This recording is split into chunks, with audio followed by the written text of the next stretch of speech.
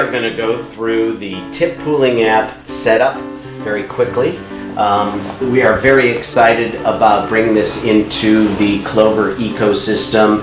It is designed to help those establishments that have the sophistication of complex tip pooling and revenue sharing to be able to use the Clover regardless of your establishment, whether you are a restaurant, a bar, a spa, a salon, a car wash, whatever. Anywhere where there are tips that are being pooled in any configuration, the tip pooling app will accommodate your needs. So let's go to let's get going here. And all I want to do today is just set up the app inside of your ecosystem. So first thing I'm going to do is I'm going to go to the app market, and there's tip pooling. I'm going to click on tip pooling. I'm going to select tip pooling app, and the first 30 days are free. I'm going to accept and install, and here I go. I'm going to download. This is designed for any establishment that has tips, and you want to create a compensation environment whereby anybody interacting with a customer will have the ability to share some of that tip income. So here we are. Now we are in the tip pooling app, and it is set up with a wizard that'll take you through the steps. I have to agree to the end user licensing agreement. If I want to scroll through that, I certainly can. I'm going to agree to the privacy policy. Again, that is there for your review. Next, I'm going to understand that tip distribution is subject to my state laws, and that I accept responsibility for the use of the app, and that I understand that I must retain all data. So let's say that an employee accidentally hits this device, it shatters on the ground. That data would be lost, and it would just be for you to take the emails that you'll automatically get out of the system and retain them. So I'm going to agree to all of that, and now I'm set to go. The tip pooling app has a wizard that'll take you step by step. Also, if you ever get stuck, there is a red button here which gives you insights into how to set up your system. So we made that easy for you, in addition to which you can see there are hints on the right. All right, so step one is I'm going to select my business type. You can see on the left there are 5 different options. You may not find the one that's exactly for you. For example, if you're a car wash, you won't see that there. Find the one that's closest to you. But for purposes of this video, I just want to say that I'm a restaurant with a bar. You will see that there is one automatically checked, which is the cashier pool. Should I have a single cashier setup, that is default on, and I would just simply add an employee.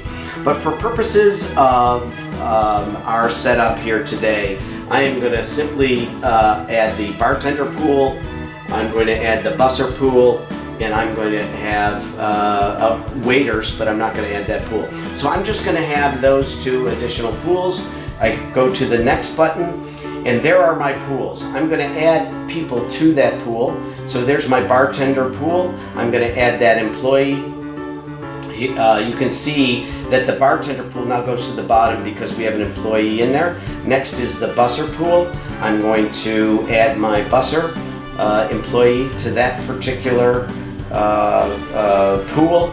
Let's say I wanted to add another pool. I'd simply press the plus button. I'd add the name of my pool and then add any employees. So you can see here I have my CPA in there, and let's say I just wanted to make sure that he got a copy of all of the reports for all the employees. I would simply create that here, but really easy to take care of. So now I'm done with step 2 already. We're getting closer. In many businesses, they choose to share some of their revenue streams, and this is where you would set it up. So again, I'm a bar and restaurant. I'm going to set up a new revenue name called alcohol. Okay. I am then going to add the categories. In this case, it's going to be beer and wine.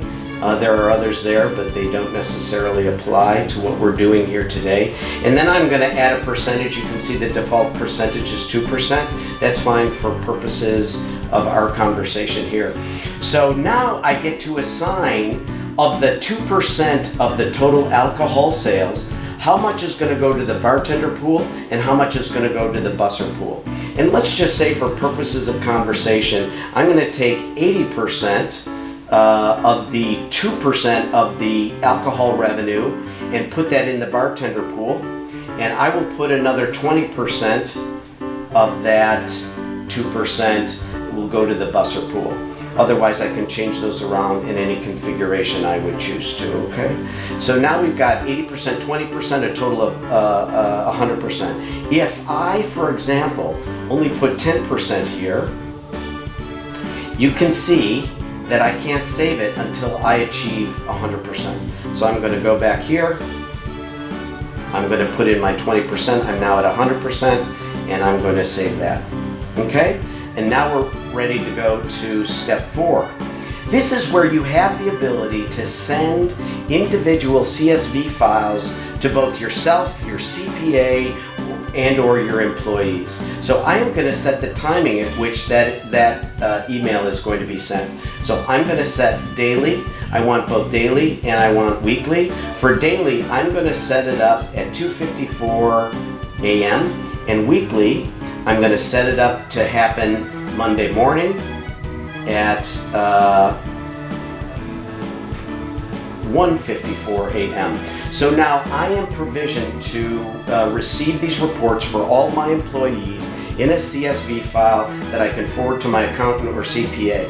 Now, I also have the choice here if I want to send those reports to my employees. And I'm going to say yes here. And now they are provisioned to also receive that for complete transparency.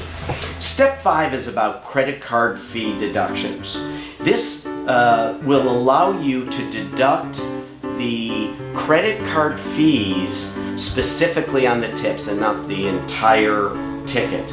So let's say that I am paying 3% on my merchant services. I simply put in 3% there, and all that the tip pooling app is going to do is allow me to deduct 3% of whatever that tip is. All right, next is we are going to set our default rules. And so for the bartender, let's not do bartender because we set up a revenue stream. I'm just going to set up the busser pool. For the busser pool, I'm going to say I want 2% of all tips, not very generous, to go specifically to the busser pool. I'm done there.